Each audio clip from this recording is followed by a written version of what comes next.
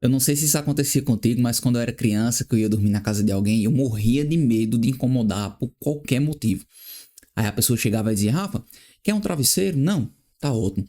Rafa, tá com frio? Não, não, tá uma maravilha. Rafa, quer lanchar alguma coisa? Não, não precisa se incomodar. E aí eu ia dormir todo troncho, morrendo de frio e com o bucho vazio, mas eu não dava trabalho a ninguém.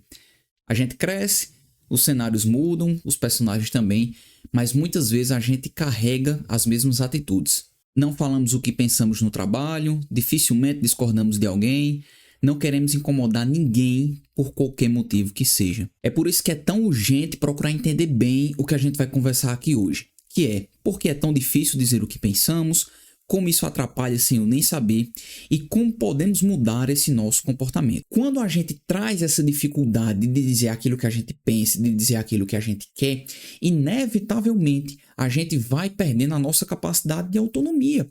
Ou seja, a gente vai perdendo nossa capacidade de expor as nossas opiniões, de fazer as nossas escolhas. Então, por exemplo, a galera tá marcando de sair para um barzinho, aí escolhem um barzinho aí que tu não curte muito, que a música é diferente daquela que tu gosta, que tem umas comidas que tu nem come, mas o que é que a gente diz? Deixa pra lá. Tu convive com alguma pessoa, namora ou mora com alguém, e aí essa pessoa tem uma atitude ali que te irrita, normalmente repetitiva. Ela pode falar da privacidade de vocês para todo mundo, ela pode falar no telefone quando você tá ali no meio de uma reunião, enfim. Aí o que é que a gente faz?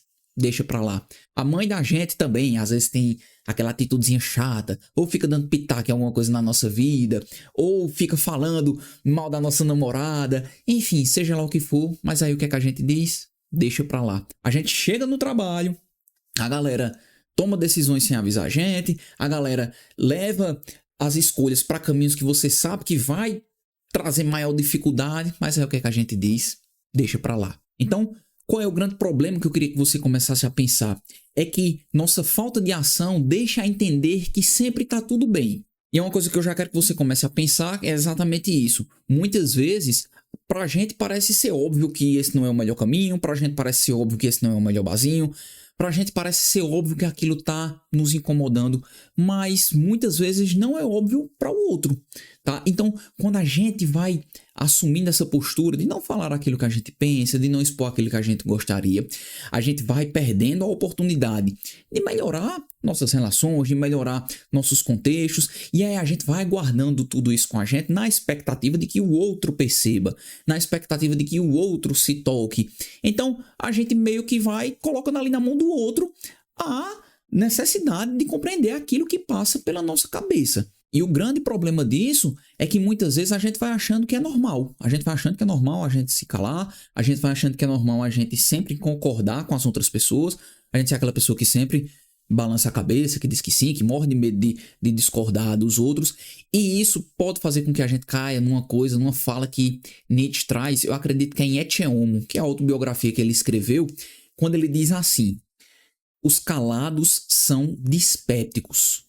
Rafa, o que é que Nietzsche quer dizer com essa fala? O que é essa dispepsia? Essa dispepsia é uma má função, uma disfunção do nosso sistema digestório. Então é meio, sei lá, imagina que tu comeu uma parada que foi mal digerida, que não te fez bem, então a gente fica com aquela sensação ali de que tem alguma coisa que tá ruminando aqui dentro, de que tem alguma coisa que tá indigesta. Isso quer dizer que a gente tem que ser uma pessoa, então, que é super extrovertida, que fala tudo o que pensa, que diz absolutamente tudo aquilo que te incomoda ou não? Não necessariamente, tá? A ideia que Nietzsche traz e que eu quero trazer nessa nossa conversa aqui hoje não segue por esse caminho. Mas o que eu queria que você pensasse é o seguinte: se a gente vai trazendo essa normalidade de nunca falar aquilo que a gente pensa, de nunca expor, eu não queria ir para esse barzinho, eu acho que a gente podia olhar outra opção aqui no trabalho. Mãe, tá bom, essa atitude é meio chata, é um pouco incômoda, eu não me sinto tão bem quando a senhora faz isso. Quando a gente vai trazendo esse bloqueio, quando a gente vai trazendo esse silenciar, como é que a gente não vai se sentir insatisfeito na vida? Como é que a gente não vai se sentir com essa sensação de indigestão?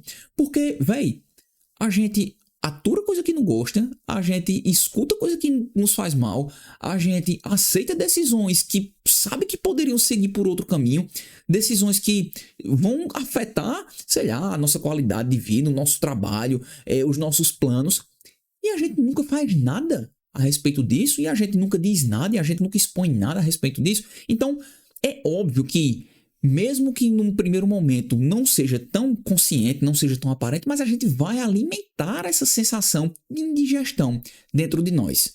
E aí o que é engraçado é que tem gente que olha e diz assim: mas bem-vindo à vida adulta. A vida adulta é isso mesmo, só aceite, a realidade é essa, só aceite. É aturar gente que a gente não gosta mesmo, é escutar coisa que a gente não gostaria mesmo, é a gente ter que aceitar que vão ter essas broncas, que vão ter esses problemas. Só que eu discordo um pouco com essa linha de raciocínio, porque, veja só, uma coisa é a gente entender que tudo isso vai existir na nossa vida. Bronca, gente chata, coisa que nos incomoda, coisas que a gente não esperava, imprevistos, enfim. Eu acho que tudo isso vai existir em qualquer fase da nossa vida. Então, entrar na vida adulta não quer dizer que é a gente aceitar, né, conviver com isso de maneira calada. Eu acredito que seria exatamente o contrário. Eu acho que entrar na vida adulta é a gente começar a ter a maturidade, a gente começar a perceber o quê? Que tudo isso existe, mas eu posso ter uma postura diante disso, eu posso ter alguma resposta diante disso que acontece. Porque, por exemplo, quando a gente é criança, muitas vezes a gente não tem autonomia para lidar com essas situações. A gente até expressa, muitas vezes, né, com as nossas emoções e tal, a gente até expressa o que é que a gente gostaria, o que é que a gente não gostaria, mas a gente muitas vezes não tem consciência e a gente não tem autonomia para lidar com aquilo.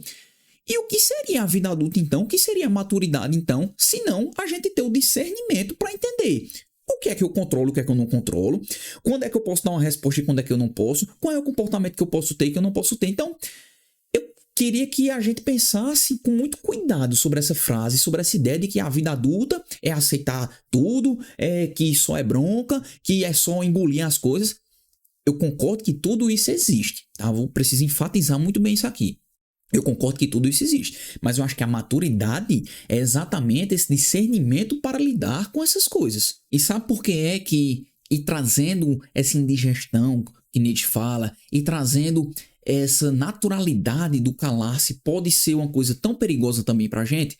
Porque uma coisa é aceitar que as broncas existem e outra coisa é a gente fingir que nós não existimos diante delas. E eu digo isso porque eu mesmo já sofri muito por essa incapacidade de falar aquilo que pensa e falar aquilo que quer. Eu era aquela pessoa, velho, que entrava no restaurante, olhava, sentava ali, olhava o cardápio, e se eu não gostasse do que estava no cardápio, eu não conseguia levantar porque eu tinha vergonha. Eu tinha vergonha, sei lá, do que a galera ia achar. Eu tinha vergonha de eu estar sendo uma pessoa indelicada, de eu estar sendo uma pessoa mal educada.